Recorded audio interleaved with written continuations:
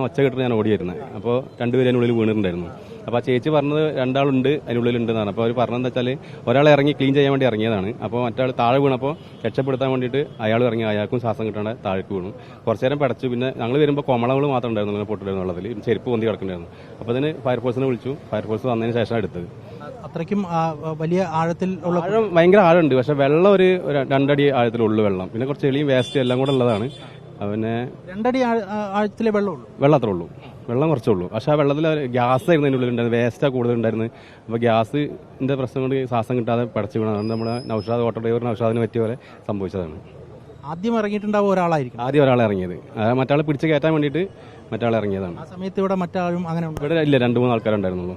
അതിൻ്റെ ഓണറും എന്നൊരു ചേച്ചിയും വേറെ ആളുണ്ടായിരുന്നുള്ളൂ. ഞാനവിടെ നിന്ന് ഒച്ച കേട്ടിട്ട് ഓടി വന്നതാണ്. പിന്നെ വന്നതിന് ശേഷമാണ് ഫയർഫോഴ്സ് നമ്മൾ നിൽക്കുമ്പോൾ ഫയർഫോഴ്സ് വന്ന് രക്ഷാപ്രവർത്തനത്തിൽ പങ്കെടുത്ത് സ്ട്രെച്ചർ കയറ്റി ആംബുലൻസ് കയറ്റി വിട്ടാൽ ഞാൻ കൂടിയത്. അവർ പുറത്തേക്ക് എത്തിക്കുമ്പോൾ എന്താ എത്തിക്കുമ്പോൾ ബോധമൊന്നുമില്ല. ഞങ്ങൾ CPR ഒക്കെ കൊടുത്തു നോക്കി, ഫയർഫോഴ്സും കൊടുത്തു നോക്കി. അവിടുന്ന് പിന്നെ കൊടുത്തോണ്ടാണ് പോയിട്ടുള്ളത്. എന്താ മെഡിക്കൽ കോളേജ് എന്തായെന്ന് അറിയില്ല.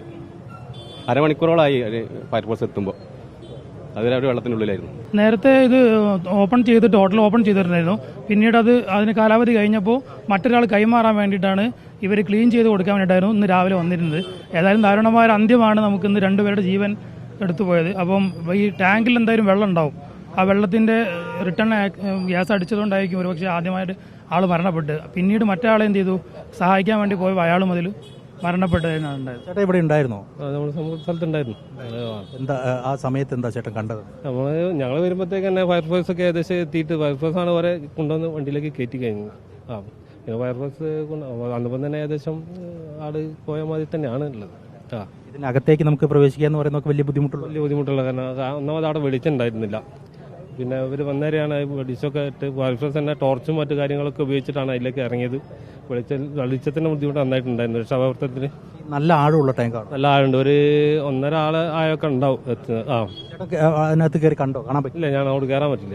ഇല്ല, ഏതാണ്ട് 1.5 ആളുടെ താഴ്ചയുള്ള ടാങ്കാണ്. അത് നമുക്ക് അറിയുന്ന ടാങ്കാണ്. ഞങ്ങൾ പ്രദേശത്തുള്ള ആൾക്കാരാണ്, നമുക്ക് അറിയുന്ന ടാങ്കാണ്.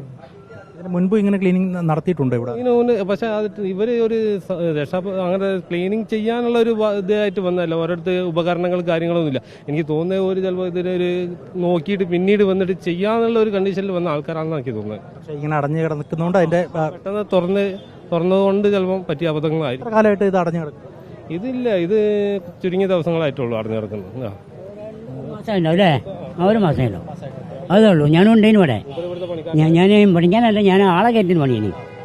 പക്ഷേ അതിനകത്ത് ആയൊന്നുമില്ല. ഒന്നര ഇത് ഉണ്ടാവുള്ളൂ. നല്ല വെള്ളവും ഇത് മാലിന്യം ഉണ്ടോ? വെള്ളം കുറവുണ്ടാവുള്ളൂ. പക്ഷേ ഏകദേശം കൊണ്ട് മേലോട്ട് കയറും, അതിലാരും പോകും.